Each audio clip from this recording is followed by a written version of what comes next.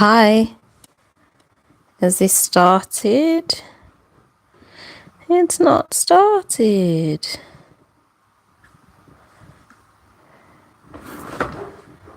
Oh gosh.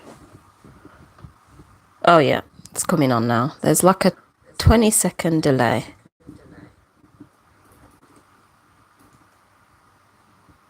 Just turn the volume off on that. Oh, okay. As you can see, can you see? Can't even see. Let's move that back. There we go.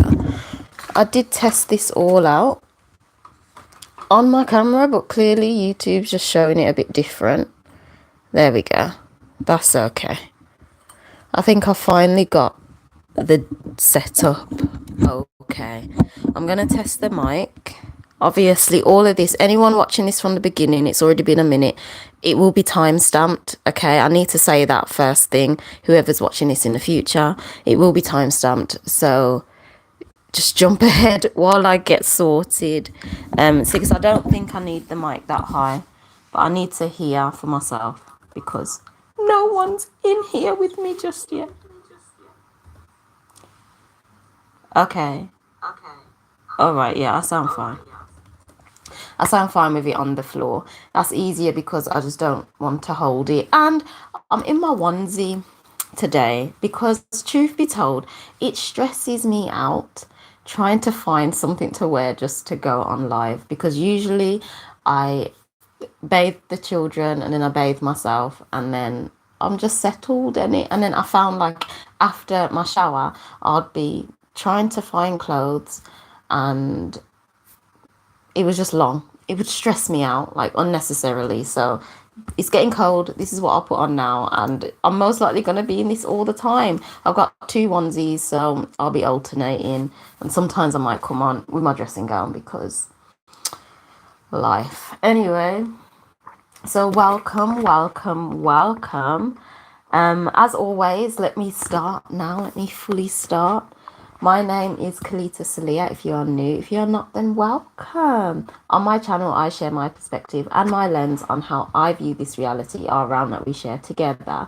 So this is Remember the Sky. So over here, we look at the actual sky, the sky placements, skystrology, basically. I didn't come up with that term. Someone on Instagram has, and I think she's really cool. She's cool. But anyway, she created that whole term skystrology, not me. But in essence, it's just looking up and following the stars. So everything we know of astrology, we take all of that because that's what's happening above our head. And I believe I said this before, but it may be obvious, but people don't get it. People generally don't think that all the astrology, what is happening, is interpreting the stars. Like they know, like, oh yeah, it's interpreting the stars, but they don't actually link the two together with it being the stars that we look up and see. Like they just don't. So, yeah, they just don't. So that's why if people did that, then they would see like what mainstream astrology is saying just isn't accurate. It's meant to be interpreting the sky above our head. Like that's what it's meant to be doing, but it's not.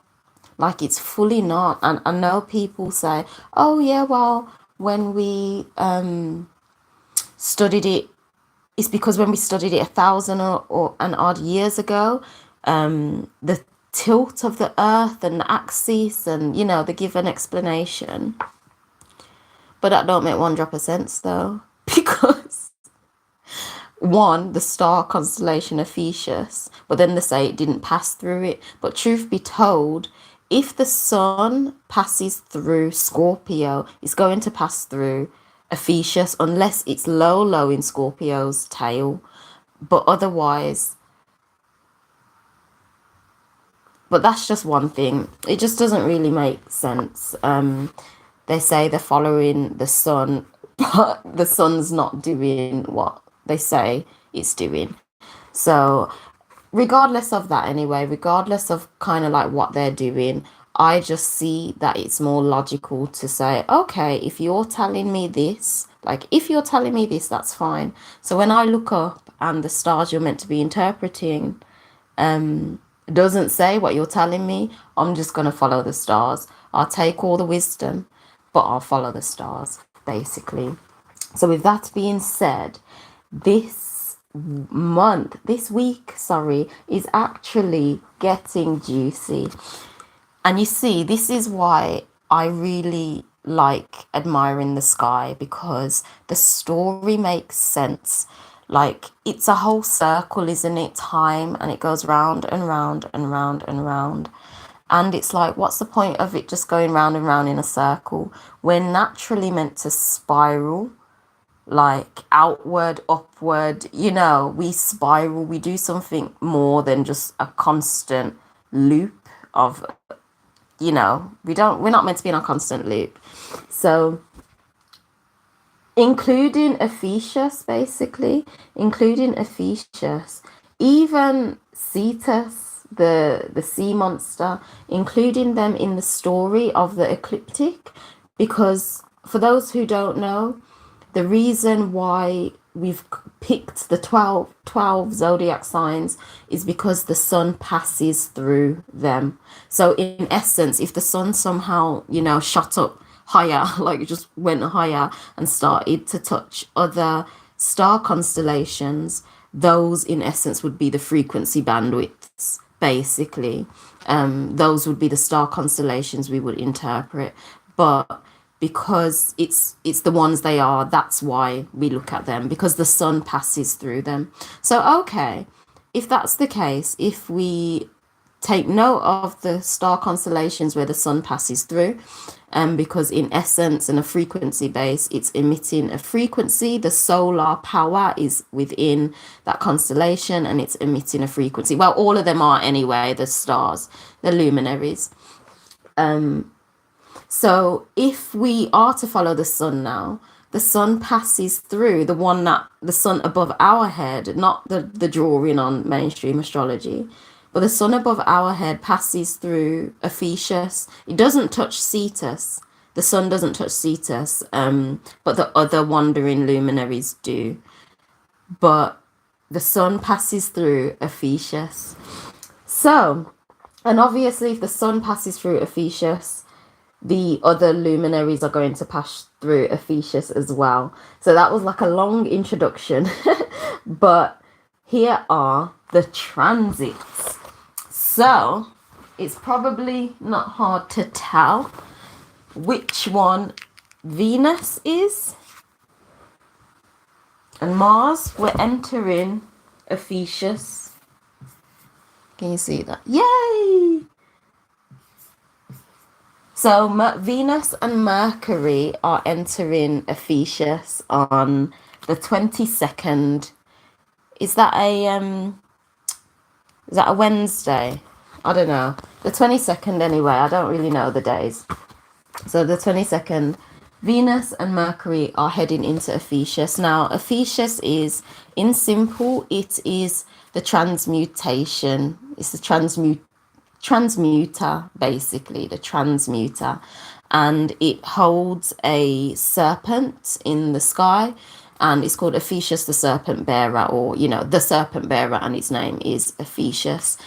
It's depicted, to be fair, in the mythologies as a woman, but like all of the apps show it as a man. But in essence, because I see like the transmutation anyway, I see heavy yin energy, and I see both. So, so it's a transmutation, basically. And in essence, because of what Sagittarius is next, it's like the story makes sense. This is why I'm going back to the whole story making sense now.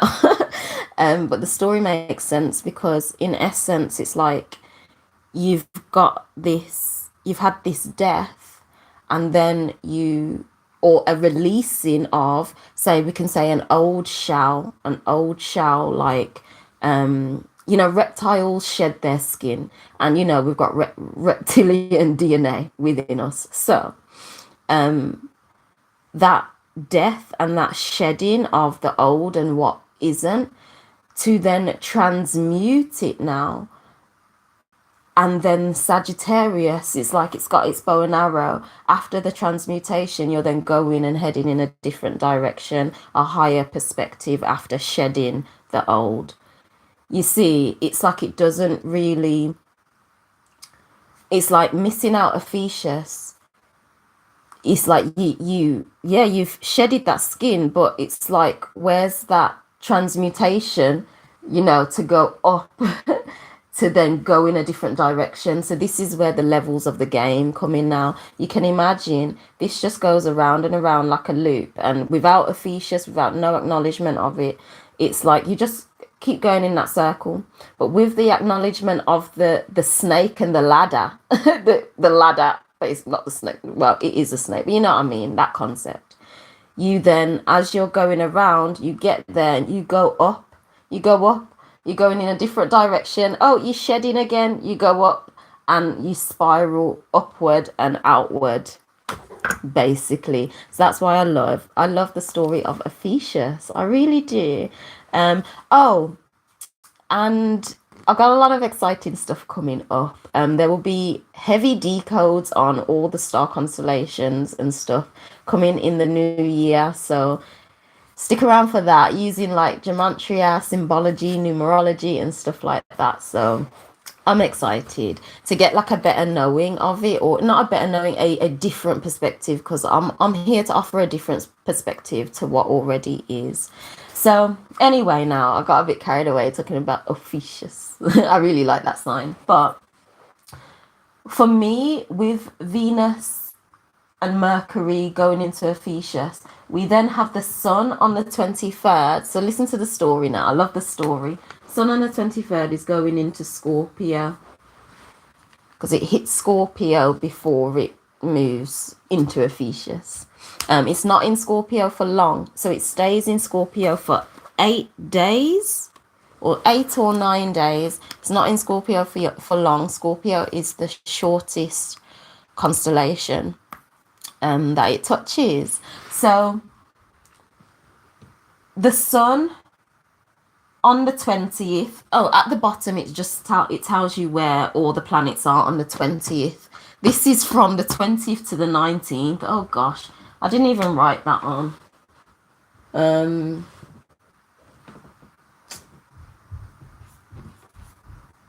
No, to the 26th. Oh gosh, you know. Sorry, Pete. It's on the video.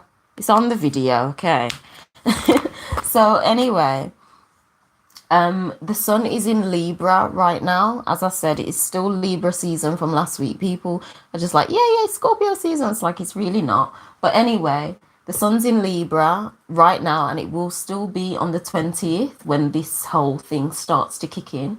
On the 23rd, it's moving into Scorpio after Venus and Mercury enter Ophichus. So remember now, Ophichus is the transmuter. The transmutation of energy is that level up. That's how I see it in simplicity. So you've got Venus, the material, ruler of the material, the pleasures, money, all of that type of stuff. Just imagine the material realm, basically, is ready to level up, okay. As well as Mercury, the communicator of this money, the communicator of travel, it's God's messenger. It's your thinking style as well, what your thought process is. So imagine within the material and your whole thought process, your communication style, how you're thinking, where you travel to, or the ideas you'd like to travel to. It would be in a transmutive style, basically. So what I'm saying is, over this period of time, the way you speak, think, etc., and it would be what you're thinking about in the material, and most likely experiencing it too, depending on all the other elements and depending on your personal life. But in essence, pay attention to what comes up from the 22nd, because this is your level up. Like, to put it in today's language, it's your level up. It's what you can, your opportunity to, if you know, go with how you naturally feel. So just pay attention, because I generally notice I feel this like the natural alignments of what astronomy follows, basically, because astronomy will tell you the exact same thing. I'm not saying anything different, like, I'm legit not. They'll say the same thing, and this is why a while ago I learned that astronomers, they didn't really like astrology, and I didn't know why, because I was like, isn't it not the same thing? But it's not, because basically mainstream astrology is just chatting shit. To put it simple, it's chatting shit, because it's an energy harvesting tool. It's an energy harvesting tool that helps feed the matrix. So yeah, it's just not. But the alignments of the stars, you know, the true ones, is good anyway. It's good. So in essence, pay attention to what comes up around then. And I really like the story of the stars, because look at this pattern. Like, I feel passionate about this, like. But anyway, look at this pattern. You've got these two going into the transmutation. So the way you think and everything will be on that level within those three frequency bandwidths, depending on your point of view. And the sun then enters the death. So on the 23rd. So after your communication and thought style, because let's be real, what we think does a lot. So Mercury is really important, really. Is all of them are, but it's quite important. And for that to be within the transmutation bandwidths, when the sun is ready for its death, is nice. Like, that's the story. You see, it's like, even though you may be going through those eight to 9 days of, whoa, this is a death period, I'm really like, I feel this resistance of taking off this old coat and being ready to show my new one. And it's like, though the sun, the solar power, which the ego operates through. So the ego operates through the sun, ego, energy go. And though that it's having that death and that rebirth, your energy will be directed in a way to attract to you. So this is your ego now, it's attracting to you experiences to have that death and rebirth. Though that is happening, your Mercury, your thought process is already like thinking upon the transmutation of it, and how you can step higher. So what I'm basically saying is, even though you may be at a point where there's so much resistance during this time onward into the next week, if that comes up into your reality, just know it's going to be okay. Trust whatever you're thinking, how you're communicating, trust it, basically. That's what I'm going to say. That's all I'm going to say. Right, 20 minutes on that. Okay, so I didn't go over this because I don't really see any need. The most important thing is they're all the same as last week and the week before. The big planets are Jupiter is in Pisces, Saturn is in Capricorn, Uranus is in Aries, Neptune is in Aquarius, Pluto is in Sagittarius, Lilith is in Leo. I do want to do like a video in terms of what these all mean, but I think I may wait until it moves into the next sign and then I'll start it then, because they're going to be moving soon. So Yeah, but that's okay. And Mars is still retrograde, so we're still slowing down, rethinking our passion and our drive within the physical and the material, like, you know, how we experience pleasure. Basically, we're rethinking that and slowing down. Yeah, it's kind of slowing down and we're rethinking it still. So the moon transits now and how they will impact us, or how they could impact us. So the moon, I see the moon as the mover of emotions. So in essence, put the story together, the ego, where the energy goes, or where, you know, and you attract experiences to you, is moved by the moon. So the moon influences where your energy is directed. Yeah, that's a story. But anyway, the moon. So how the energy will move in us through this week. So let's see if it aligns up with what I've kind of been saying. I don't even know, because I don't really think this through. I don't think this through. I just have the dates and I'm like, okay, turn on the camera, let's go. I had a little help today before this. It sounds like teed. So anyway, on the 22nd, the moon moves into Libra. Look at the story now. Look at that story. But let's finish the story and then we'll go through the story. Then the moon enters Scorpio. I don't know why I thought that was so hard, like it's not just the next sign. And then on the 25th, it's in Sag. So, yes. So, have you not ever wondered why you say, It's an interesting one. It's an interesting. Also, have you ever thought if you liked looking at someone? Have you ever contemplated that? That's just random, but have a think. Anyway, on the 22nd, so Libra, the moon is transiting into Libra. And what are we? Are we going into a full moon? I don't even know.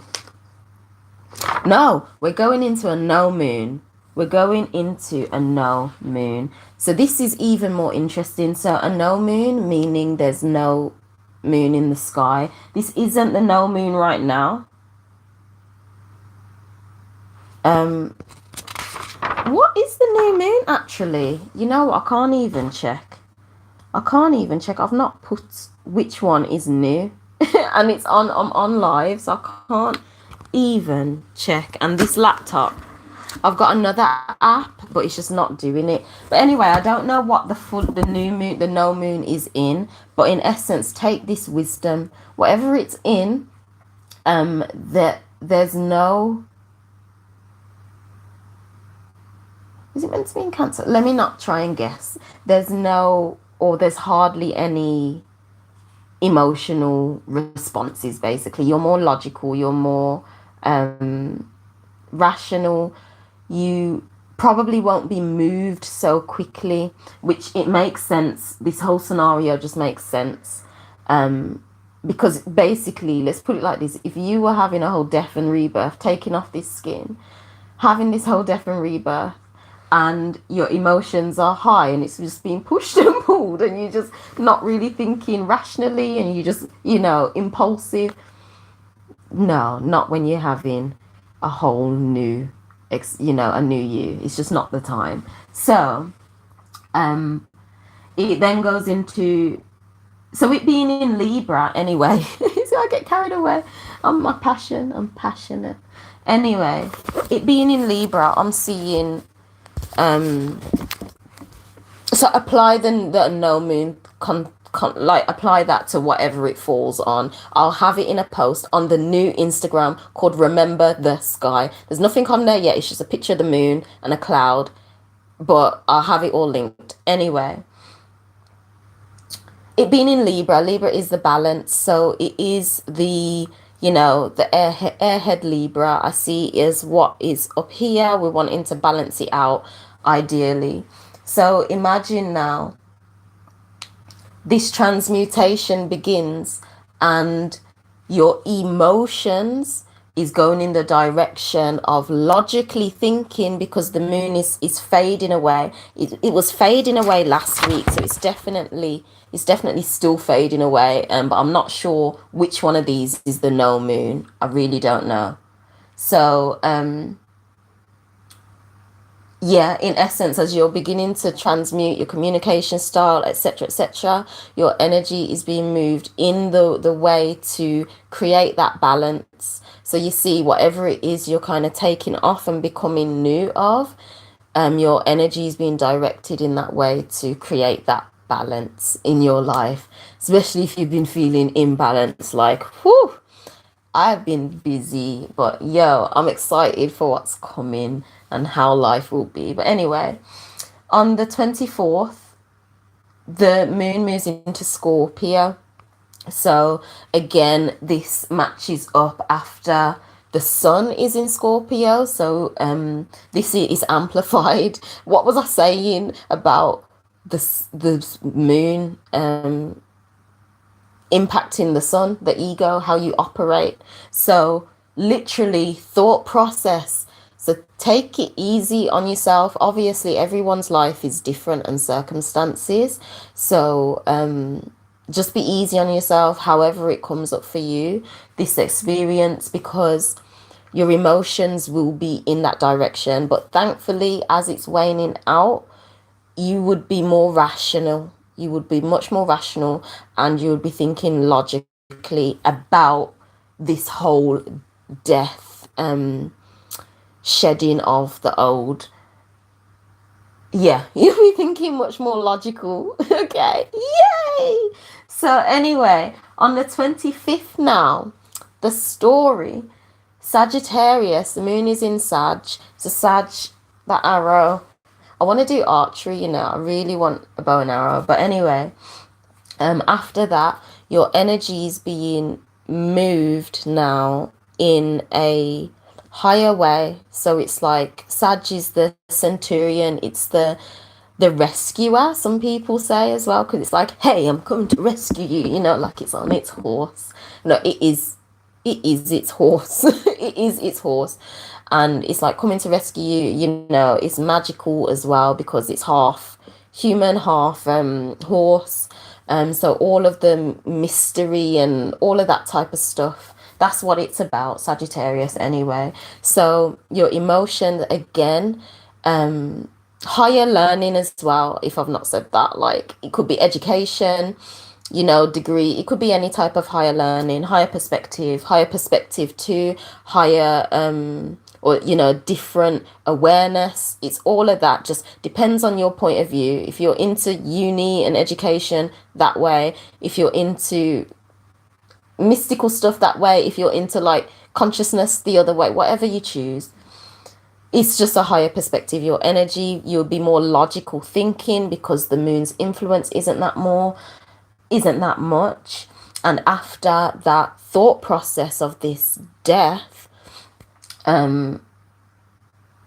yeah, your energy is being moved in the next direction, which benefits because, of course, Mercury and Venus are still going to be in Ophichus at this time. So while these two are in Ophichus, you're literally, your thought process and everything, the moon entering Sagittarius, the energy, and if anything, it's probably, I wish I put moon phases on this. I wasn't thinking that far ahead, but I have now, like in something that's coming up. But anyway, this is taking you in a different direction. That will be your thought process whilst you're transmuting, whilst you're beginning to transmute. The moon, the energy will then be going in the direction of that level up. Yeah, the level up. So yeah, that's it. So overall, to summarize, basically, if something in the following week, next week, basically, into the following week too, so coming up next week into the following week, if challenges comes up or anything like that, just keep going. That's the best thing I can say. Like, I don't know, maybe it's that last squeeze through, but just keep going, because regardless, anyway, trust yourself with how you naturally feel, but definitely keep going and trust yourself, even though that obstacle may be there, along with your energies pushing you in that direction to, that whole death, it being in Scorpio, your thought process and the material. So pay attention as well, because the material, what is reflecting back to you. So this is how we can get deeper into this realm and how we can truly benefit off it, because when it's like Venus, it is this realm. It's this realm. So use the tools in this realm. There will be things, probably most likely, reflecting to you on the black mirror that literally is presenting to you an opportunity to transmutate. It could be from the black mirror, it could be inspiration, it could be something, your day-to-day life. So pay attention to the realm. Pay attention to what comes up. Yeah, pay attention to what comes up and stick to it, because it may be a bumpy ride, a little bumpy ride, but so is birth. Like, it's tough. Being birthed and giving birth is tough. So, yeah, just keep going. Keep going. You're going to be operating, because the sun is going to move into Scorpio. So you're going to be operating through this whole death and rebirth situation till the sun moves out of it, which will be in about 8 to 9 days after this date. And also bear in mind, as the moon is coming from here, pay attention to what you're logically thinking about on the 22nd too, because the Mercury and the moon being lesser on the 22nd, pay attention, because this airhead then begins to logically and rationally create the shedding to take you in a new direction. Okay, so pay attention. The 22nd, write that down.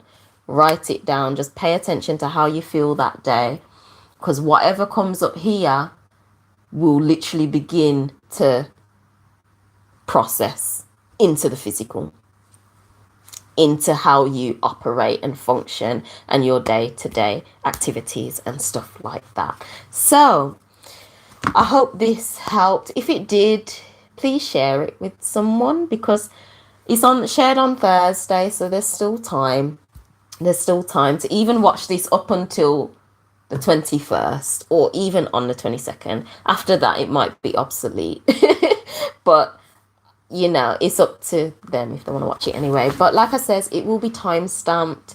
Thank you for the little person who joined me. I really appreciate you being here. And yeah, with that being said, next week things get even more juicy. Like, I'm telling ya, the astrological placements, you're welcome, my love. The astrological placements coming up from now, it's juicy. Like, it doesn't make sense why mainstream wouldn't want this, because this is juicy. This is how, if you're someone like me who just needs a deeper knowing of stuff, that's absolutely fine. If you can just trust yourself, just trust yourself. But for those who need a deeper knowing, this makes sense. It's like, it's juicy. The whole stories and how they fit together, it's really juicy. And it makes sense why they don't want you to have the juice. You know what I mean? But it's getting juicy, and I feel, just go with the flow. go with the flow. But essentially, how the energy's moving, that idea and thought you've had in your head, be prepared to live out the steps right now from this point to experience that in your reality. Like, we're at that point now, people. So whatever you trust and feel naturally, please go with it. Go with it. And with that being said, I shall put the timestamps on this right away, and then have another seed. You know, it rhymes with that word. But thank you, and let's remember the sky together. Bye. Yes.